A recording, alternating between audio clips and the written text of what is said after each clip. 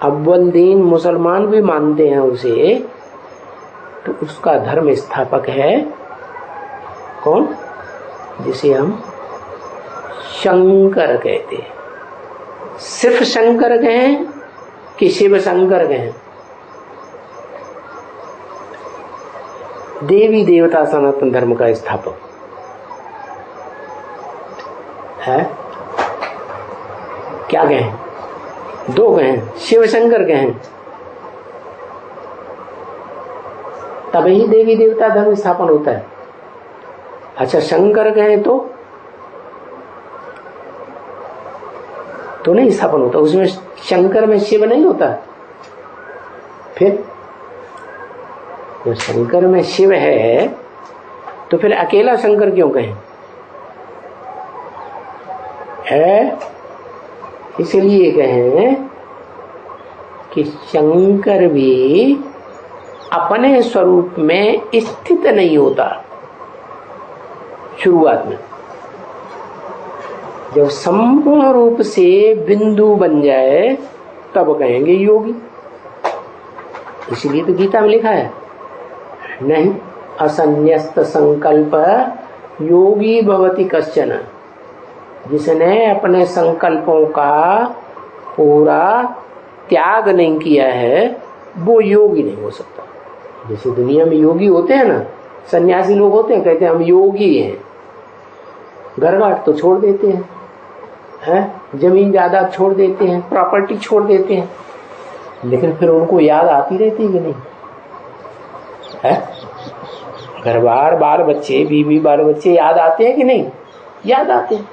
तो संकल्प तो चलेंगे ना, तो कैसे योगी हुए, कैसे सन्यासी हुए? संग माने संपूर्ण, न्यासी माने त्यागी। संपूर्ण त्यागी तो नहीं हुए। और अगर संपूर्ण त्यागी कहें भी तो कहें उनका गुरु भी संपूर्ण त्यागी होना चाहिए। गुरु भी कोई ऐसे नहीं होते ऐसे द्वैतवादी दुनिया में। द्वैतवादी दुनिया ही तब कही जाती है जब दो दो धर्म, दो दो राज्य, दो दो भाषाएं, दो दो कुल, दो दो मतें चलती हैं, उसको द्वैतवादी दुनिया कहा जाता है। स्वर्ग में देवताएं अद्वैत कहे जाते हैं। अद्वैत माने दूसरे को नहीं मानते, सिर्फ मैं आत्मा एक ज्योति बिंदु। और जहां ज्योति बिंदु आत्मा है, ज्योति बिंदु की याद है, तो उसमें वो जो मुखिया है देवता धर्म का, वो भी उसमें है या नहीं है? है आत्मिक स्टेज में। आत्मिक स्टेज लगातार जिसकी रहेगी उसके साथ शिव का रूप है या नहीं है? शिव है या नहीं? शिव हुआ ना, तो वो देवताएं एक की याद में रहते हैं, इसलिए कहेंगे निसंकल्प। जैसे ब्राह्मणों की दुनिया में बताया कि ऐसा पुरुषार्थी ब्राह्मण बने जो एक शिव बाबा, दूसरा न कोई, एक की याद रहे। तो उस एक की याद कहेंगे ये रहेगी तो कहेंगे सदगति, और दूसरों की याद आती है तो कहेंगे जरूर दुर्गति होना शुरू हो गई। तो बताया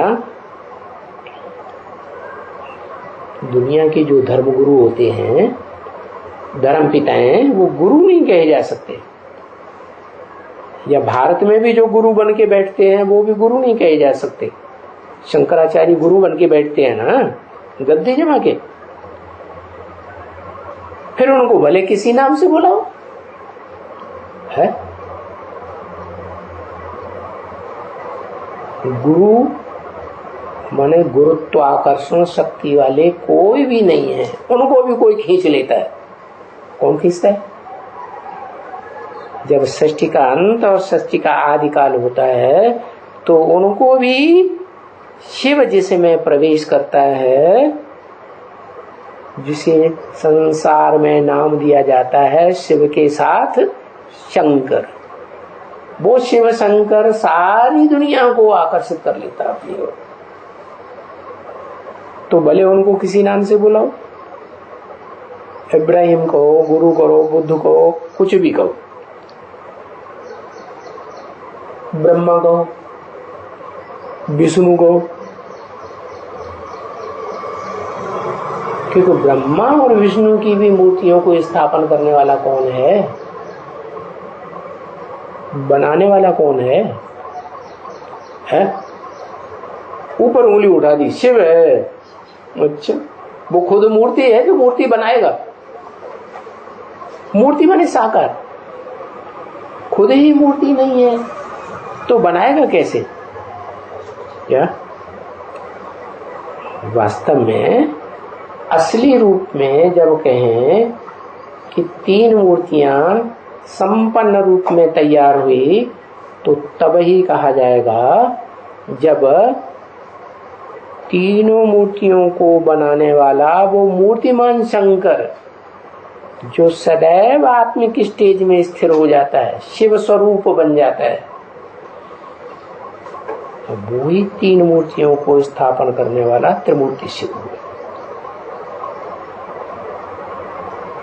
तो उसके अलावा और दुनिया में सब हैं धर्म स्थापक।